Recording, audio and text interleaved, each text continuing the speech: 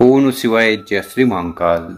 देखिए, मंगलवार का विशेष दिन है क्या ही, और ये दिन खासकर समर्पित होता है बजरंगबली को, हनुमान जी को। तो सावन के इस महीने में आपको शिव मंदिर जाना है, अपनी हथेली में छुपाकर दो विशेष सामग्री ले जानी है और शिवलिंग पर इस प्रकार से समर्पित कर देनी है। इस विशेष उपाय को करने के बाद आपकी सारी कामनाएं, इच्छाएं तो बहुत जल्द पूर्ण होगी। साथ ही साथ जीवन में चल रही किसी भी प्रकार की समस्याएं हैं वो समाप्त होने लगेगी। तो माता पार्वती जी और भगवान भोलेनाथ को प्रसन्न करने के लिए अचूक और विशेष उपाय है, कैसे करना है हम बताएंगे। उसके पहले इस वीडियो को लाइक, चैनल को सब्सक्राइब कर लें और कम से कम 5 लोगों के साथ व्हाट्सएप पर वीडियो को ज़रूर शेयर करिएगा। तो भक्तों, आज की इस वीडियो में हम आपके साथ 3 उपाय शेयर करने वाले हैं। जो उपाय आपको अच्छा लगे कोई एक तो ज़रूर कर लीजिएगा। पहला वाला उपाय विशेषकर आपकी जो भी जीवन में परेशानी है, दुख है, चिंता है, समस्या है, उन्हें समाप्त करने वाला है। क्या सामग्री की आवश्यकता है? आपको जल का लोटा लेना है, और जब भी जल का लोटा लें कोशिश करिएगा वो तांबे का हो, क्योंकि तांबे के लोटे से शिवलिंग पर जल चढ़ाने का अलग ही महत्व है। गुरु जी कहते हैं, एक लोटा जल हर समस्या का हल। तो आपके जीवन में जो भी समस्या हो, चाहे कालसर्प दोष, वास्तु दोष, पितृ दोष, वो एक जल के लोटे को लेकर शिवलिंग पर समर्पित करने से समाप्त होने लगती है। जल ले लीजिएगा। इसी के साथ आपको काली मिर्च लेनी है। कितने दाने? 1 दाना लेना है, और वो पूर्ण हो, कहीं से भी टूटा फूटा खंडित ना हो। इसी के साथ आपको काले तिल के दाने भी लेने हैं। काले तिल के कितने दाने? 7 काले तिल के पूर्ण दाने लीजिएगा। ठीक। और फिर क्या करना है? आपको चले जाना है महादेव जी के मंदिर। ठीक। मंदिर में पहुंचकर जो भी पूजा अर्चना वगैरह आपको करनी है वो कर लीजिएगा। फिर विशेषकर आपका चेहरा उत्तर दिशा की तरफ होना चाहिए। देखिए, जितने भी देवता होते हैं उन सभी की दिशा उत्तर दिशा है, इसीलिए पूजन पाठ करते समय आपका चेहरा इस दिशा में होना चाहिए। और विशेषकर इस उपाय को करने के बाद कुंद केसर महादेव जी की कृपा आप पर बरसने वाली है। तो करना क्या है? जो हमने तांबे का लोटा बताया था, तांबे के लोटे को उठाना है और पंचाक्षर षडाक्षर मंत्रों का स्मरण करते हुए शिवलिंग के ऊपर जल को समर्पित कर देना है। जल समर्पित कर दिया, फिर जो काले तिल, काली मिर्च बताई थी, उन सामग्री को उठाना है और उनको आपको अपने हथेली में इस प्रकार से रख लेना है। फिर उस हथेली को अपने सीने से स्पर्श करवाना, टच करवाना, फिर मुट्ठी बना लेना है, यानी कि उन दोनों सामग्री को अपनी मुट्ठी में इकट्ठा कर लेना। फिर अपने हाथ को उठाना है, शिवलिंग से स्पर्श करवाना है और भगवान भोलेनाथ से प्रार्थना करना है, हे भोलेनाथ, मेरे जीवन में ये दुख है, समस्या है, परेशानी है, चिंता है, बाधा है, इन्हें जल्द से जल्द समाप्त करें। तो इस प्रकार से आपको विशेष प्रार्थना निवेदन करते हुए शिवलिंग से हाथ स्पर्श करवाते हुए दिल की बात कह देना है। फिर भगवान भोलेनाथ की असीम कृपा आप पर होगी, जीवन की सारी संकट बाधाएं समाप्त होने लगेगी। तो पहला वाला अचूक उपाय है, इस प्रकार से ज़रूर कर लीजिएगा। अब जान लेते हैं दूसरा वाला उपाय। यह आपकी जो दिल की बात है उन्हें पूर्ण करेगा, चाहे वो व्यापार से जुड़ी हुई हो, किसी नौकरी से जुड़ी हुई हो, या आपके कार्य से जुड़ी हुई हो। क्या सामग्री की आवश्यकता है? आपको फिर से लोटा लेना है। हमने बताया ना, तांबे का लोटा।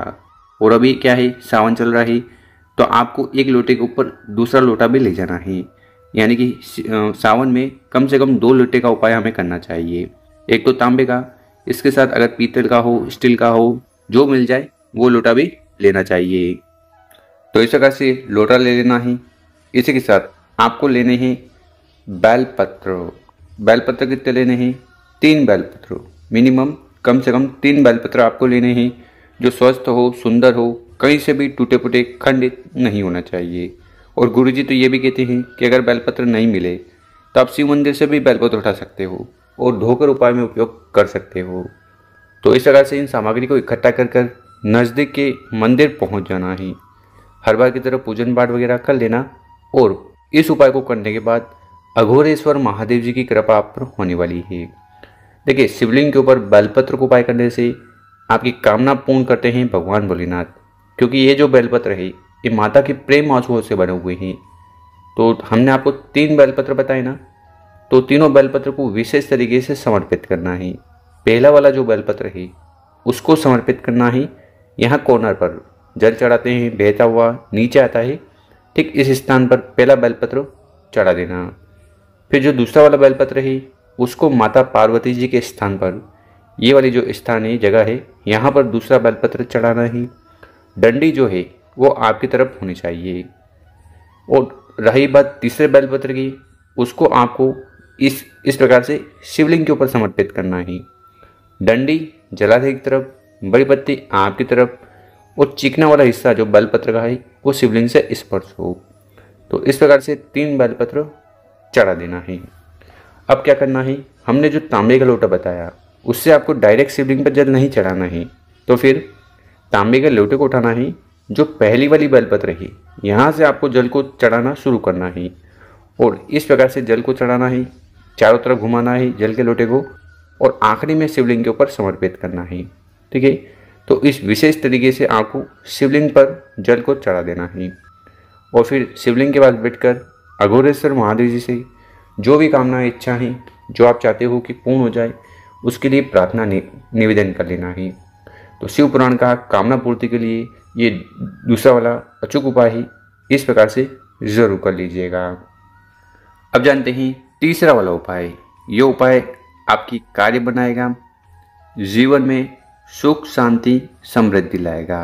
क्योंकि बहुत सारे लोग अपने घर में जो क्लेश होते हैं, लड़ाई होती है, झगड़े रहते हैं, उनको लेकर दुखी रहते हैं। तो ये सुख शांति के लिए अचूक विशेष उपाय है, जरूर कर लीजिएगा। क्या सामग्री की आवश्यकता है? बेलपत्र। देखिए, कौन सा भी उपाय करो भगवान भोलेनाथ को प्रसन्न करने के लिए, तो एक सामग्री की आपको आवश्यकता होती है, वो है बेलपत्र। और बेलपत्र हमेशा स्वस्थ हो, तो बेलपत्र एक ले लेना है। साथ ही साथ आपको आवश्यकता है चावल की। इस वाले उपाय में एक आखा चावल का दाना लेना है, यानी कि टूटा फूटा खंडित कहीं से भी ना हो। और क्या लेना है? शहद। शहद कितना लेना है? 1 चम्मच शहद। और आजकल जो मार्केट में शहद मिलता है वो शक्कर का चाशनी मिलती है सके, तो कोशिश करिएगा अगर शुद्ध शहद कहीं से मिल जाए तो सर्वोत्तम होगा।